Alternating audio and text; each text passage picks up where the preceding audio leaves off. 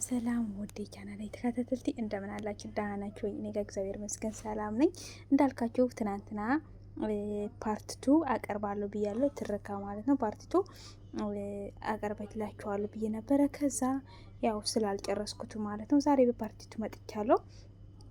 ብዙ ጊዜ ማለት ነው እኔ ትረካ ላይ ሳቀርብ ያው ፓርቲቱ ምናምን ብዬ ሳቋርጥ ማለት ነው ብዙ ጊዜ ያላቀርብ ለምን እንደሆነ አላውቅም።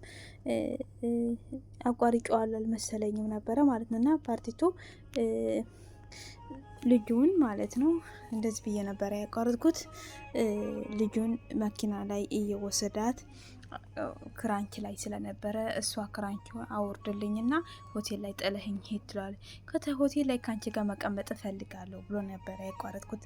ከዛ እሷ ደግሞ እንደገና ባለፈው የሰጠውን ስልክ ቁጥር ሰብስክራይብ በቃም እንደገና ከኔ ጋር ቁጭ ብለ መጠጣት ትፈልጋለህ አለችው።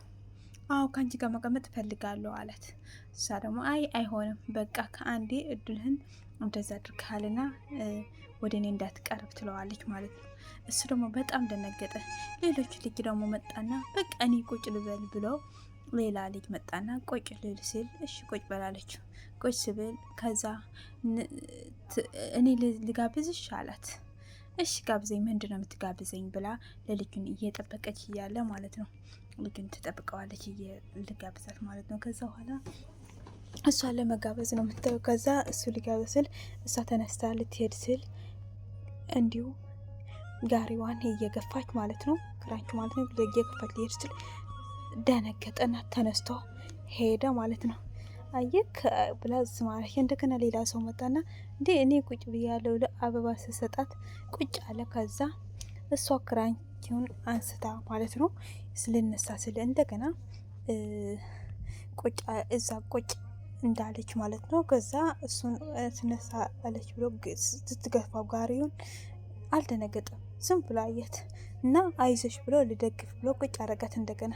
ከዛ መጠጧ መጣትና ጋበዛት ማለት። ከዛ እየተታመሸውና በቃ ልሰኝሽ ብሎ ልሰኛ ስል ያኛው ድራይቨሩ መጣና እኔ በቃ ልውሰድሽ አሁን አክትሻል አይደለም አላት ማለት ነው።